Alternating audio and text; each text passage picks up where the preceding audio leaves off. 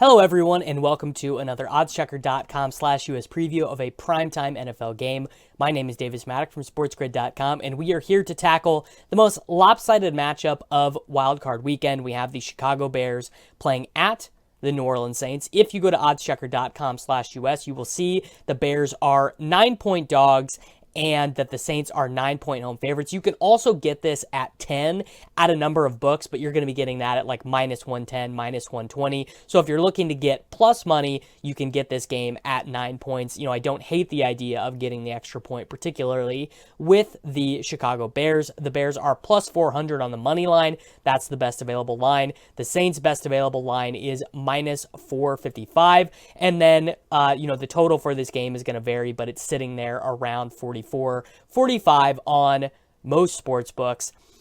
So there are a couple dueling narratives here. The first is that the Bears are not any good, which is true. The Bears offense really has not been good all year, and the Bears defense also has not been particularly great. The Bears offense over the course of the season gained 5.1 yards per play. The Saints offense gained 5.8 yards per play. Looking at defensive DVOA, the New Orleans Saints are second best in the NFL. The New Orleans Saints have the 7th best offense in the NFL. The Bears are 25th in offensive DVOA, 8th in defensive DVOA. In weighted DVOA, the Saints are the second best team in the NFL. The Bears are the 15th. And if we look at why the Bears are getting a little bit of steam, it's really just because they beat up on bad teams. There really is no way around it, right? So the Bears were able to score 41 points against the Jaguars, 33 against the Vikings, 36 against the Texans, 30 against the Lions, and then 25 in a loss to the Packers and 16 in a loss to the Packers since their bye week with Mitchell Trubisky at quarterback.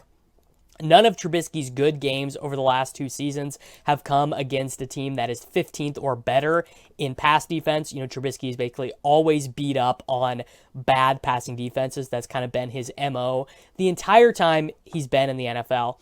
However, I am going to be taking the Bears and the points here. Obviously, I don't think they can win. I would not be doubling this up with a bet on the money line. And there are a couple reasons why. The first is that I don't think Alvin Kamara is going to be at his full effectiveness coming off of the COVID list. I think that he probably is in line for about 30 to 40% of the offensive snaps. If I'm wrong about that, certainly that could change the complexion of this game. I think it'll be harder for the Saints to just, run downhill, kill the clock. I think the Bears obviously have been effective in garbage time this season.